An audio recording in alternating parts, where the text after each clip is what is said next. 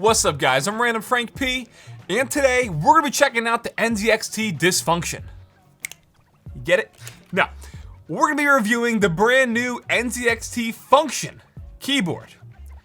Yeah, if that didn't sort of spoil it for you, this is interesting because this is really NZXT's first shot at gaming peripherals with releasing a mouse and a new lineup of keyboards with their Function lineup. So in this review, we're going to go over it all. The good, the bad, and the ugly.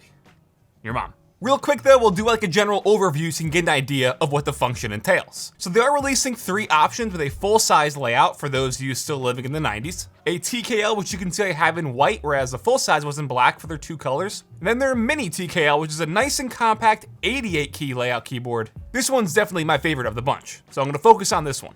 By the way, comment down below, what's your go-to size for a keyboard? Do you like full? Are you a TKL? 60%, 65? Drop it down below, I'm very curious. I'm typically a TKL fan myself, but this really nice compact MiniTKL version they released I think is a great way of getting those extra keys and functions here, but in that smaller form factor. In terms of pricing for all 3, the full is $150, TKL $130, and then MiniTKL $120. Yeah. So again, we're gonna focus on this going forward, but we'll still touch on the other 2. Now this one, as you can see, is in their gray colorway, which is only available through their build program. We'll touch on that in a little bit, because that's actually very important to these Function keyboards when it comes to costs and stuff like that. But this also is usually just available in their black or white if you're not doing it through their build program, at least right now.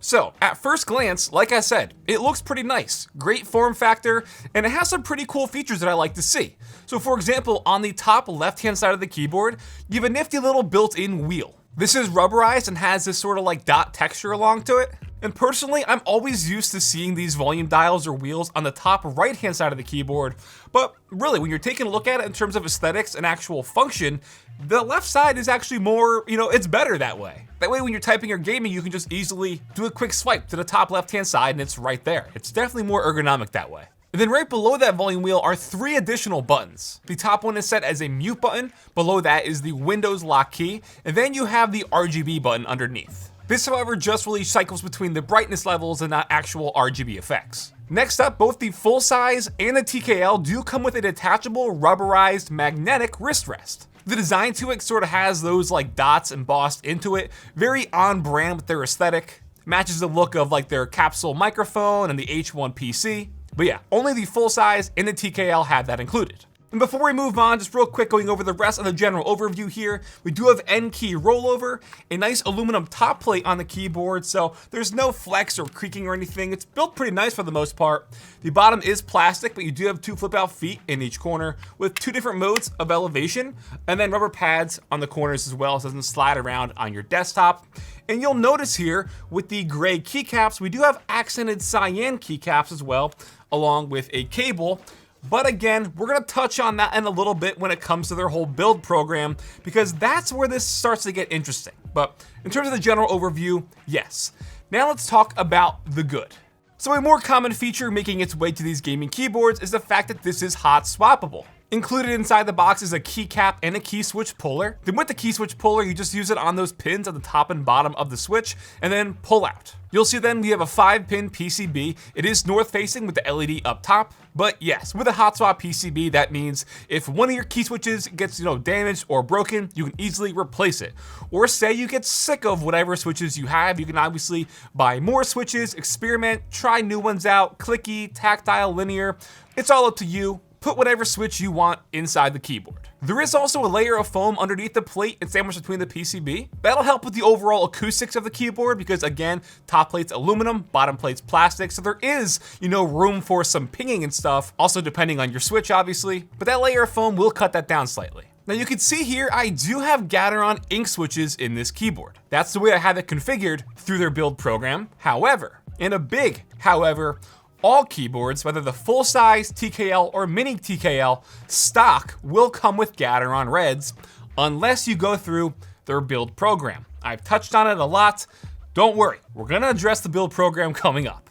Next up, the bottom row here is standard. So if you want to pick up your own custom keycap set or anything, you'll have no problems in terms of compatibility. And believe it or not, a standard bottom row has been a thing in the gaming keyboard realm for a while now. That's been sort of a hard thing to come by, so that's why I'm putting it in the good here. And even though I just touched on it, I'll include it again here for the good segment. That volume wheel is definitely nice to see, always a great addition to a keyboard, including those 3 buttons on the left side.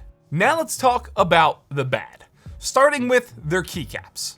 So stock, they come with shine-through ABS keycaps. Stop me if you heard this before, unless you upgrade the PBT through their build program. So with those stock ABS shine-through keycaps, they just are those typical gaming keycaps that I feel like I've seen 100 times on any random keyboard from Amazon. They're like tacky almost. They will pick up any sort of fingerprint or smudge or just anything that's on your fingers will wind up on these keycaps, and it'll just be a complete eyesore.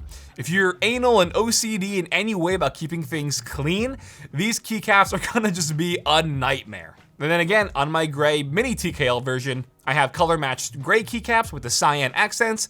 These are textured PBT, much nicer, but again, they come as an upgrade through the build program. Take a shot every time I mention that. Next up on the list of bad is the RGB is very dull, especially on the gray and the black version. Yes, while you have the shine through keycaps, it'll be more apparent there since the LED on the PCB is, like I said, north facing, but just the overall effects don't have that extra pop to them like we've seen from other keyboards. It'll definitely be a bit brighter on the white version, obviously, because it's bouncing off the inside of the keycap and then reflecting onto that white top plate, making it appear brighter, but just the LEDs themselves really aren't that bright. Continuing with our bad list, remember how I mentioned before, the full size and the TKL come with a detachable rubberized magnetic wrist rest? Nice. But we do not get that at all with the MiniTKL. Not even that there's not one included, the bottom lip here isn't even magnetic. So they took out any future possibility of releasing a small wrist rest for it, or even just using one of these with it, because they took out the magnets. They went that extra step to not include magnets. That's bizarre. Now, the ugly. These stabilizers. Yikes. They are not lubed, not in any way, shape, or form. Not only that, but the stabilizers are plate mount. So in reality, they're on that top plate, giving just more room for them to rattle and have that higher pitched resonance, in which these definitely do. So right now I'm gonna do 2 mini sound tests for you guys. One with the MiniTKL and my black ink switches, as well as the TKL version with the stock Gateron red switches.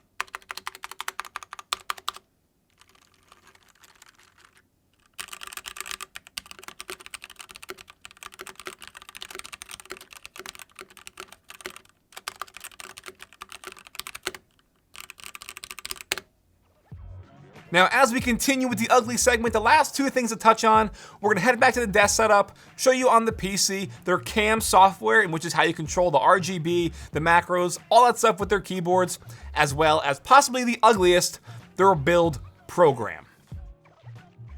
Okay, so now we are inside NZXT CAM, which I'm sure many of you aren't happy about as it is. But we only have 2 tabs here, lighting and remapping keys. That's it. In terms of changing up your RGB, you do have solid, gradient, color shifting, pulsing, a marquee, a wave, or an off. One thing I do like is that it does show you in real time what the effect would be. So that's nice to see.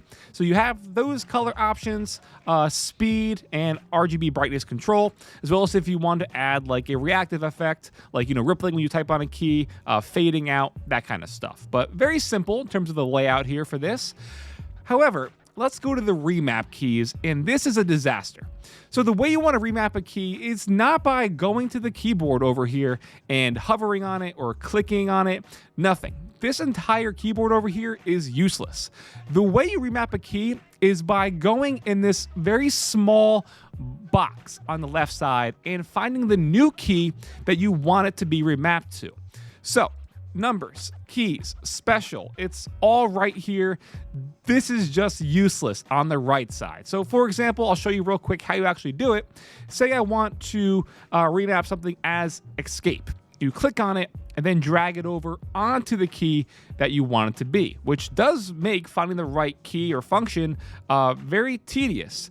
However, note real quick, you cannot rebind the volume wheel or any of the 3 buttons on the left side here. There's no drag and drop option, really, which also means this volume wheel is always a volume wheel, not a scroll up and down or not a zoom in and out, always volume.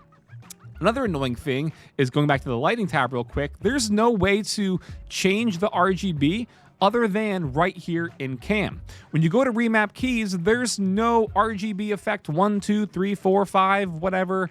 There's nothing like that in here. And just to show you, if you type RGB, because I do have a search function since it is so tedious as it is, there is no RGB macro that you can assign onto the keyboard to change up the functions. There's nothing saved on the board. It's all in the software, which is insane. We are not in 2014 anymore. That's mind-blowing. Also, what the hell is this NZXT key over here? It does nothing. When I press it on the keyboard, it does nothing. Function NZXT does nothing. So, okay, let me just real quick type in NZXT. Oh, here's the key. The only thing I can do is remap it. But what does it do? It doesn't actually tell me what this button does. So it's just very, very ugly. Like, this needs to be updated. This whole drag and drop over here is so old and outdated and not user-friendly at all. Let me do that right here on the actual keyboard by pressing on the keyboard the new key I want it to be. Just anything other than this outdated mess. Speaking of a mess, let's head over and check out, yes, the build program here. So, in terms of the layout, it's nice. I'm not talking about that's, ugly. It's the whole process. So you can go in and pick between whether you want to customize the MiniTKL, the 10 keyless, or the full size. What we're going to do is just make my configuration. So you can pick between black, gray, or white. It is a little sluggish when you're going through and picking the color options and stuff. So gray, ANSI, or ISO. And you have your key switches here, 5 between Gateron blue, brown, red, as well as Gateron Alias silent or the Gateron black silent inks. One thing I like is you'll notice they have a little sound test, which is nice. You can get a general idea of how that switch is going to sound before you buy it. But again, I have the black inks, so we're going to add those for a $70 premium. Wow. Just that is a massive surcharge for these. Anyways, going over black PBT upgraded keycaps, we have gray, so I'm going to pick that. And then your accented options between blue, cyan, which we have, purple, red, or yellow. So you can pick between whatever you want here, as well as a matching cable. As you can see here, they have a straight button, but not a coiled one, which I assume would be an option later on down the line, or else this straight button wouldn't be here. For $10 each, NZXT, meet us halfway, make it 15, and just include both the color options.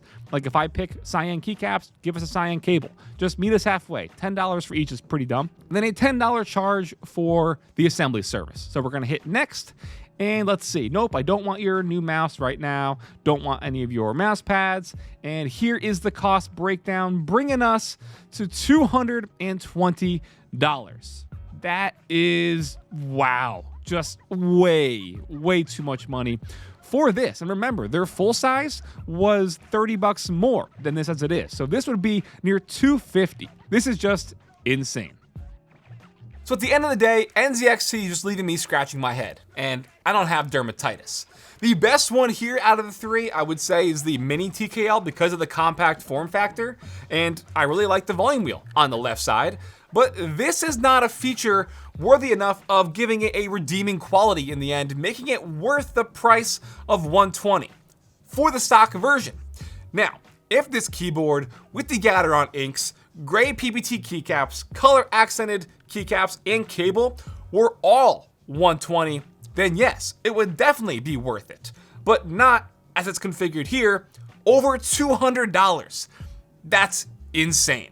Absolutely insane, considering the custom keyboard market is getting more budget friendly and more open to consumers. For around that price, you could have a much better gaming keyboard or custom keyboard for that $200 price point versus this. And NZXT isn't even targeting the custom keyboard community. If you're in that realm, they're not targeting you at all. They're just targeting gamers, which is why they have their build program where they can build it, not you. But just charging over $200 for the minor upgrades you get, which should already be stock? No, NZXT. It's just a big miss, which is why I said in the beginning, NZXT dysfunction. Regardless, if you want to check it out, I'll have it listed for you in the description down below. But yeah, guys, that'll wrap it up my review of the NZXT Function keyboard.